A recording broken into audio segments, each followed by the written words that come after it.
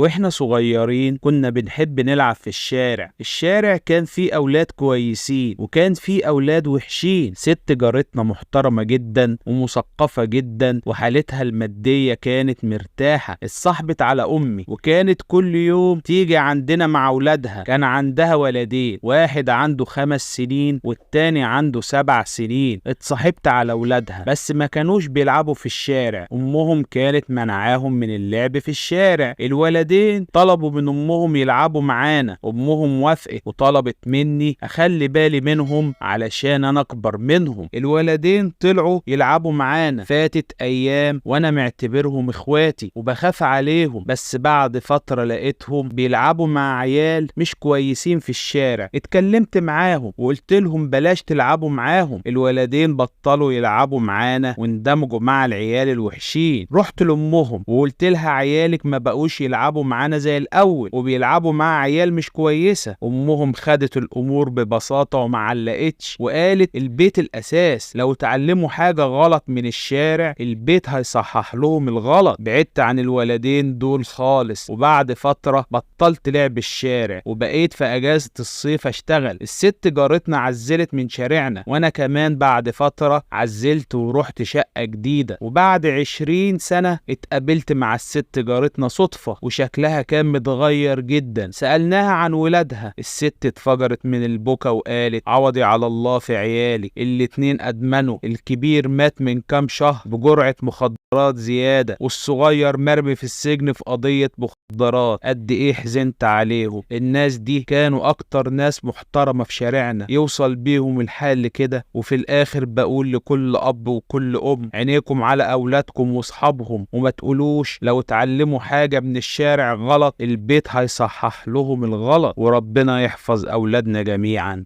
واخيرا لو عجبك الفيديو اشترك في القناة وفعل زر الجرس ليصلك كل جديد.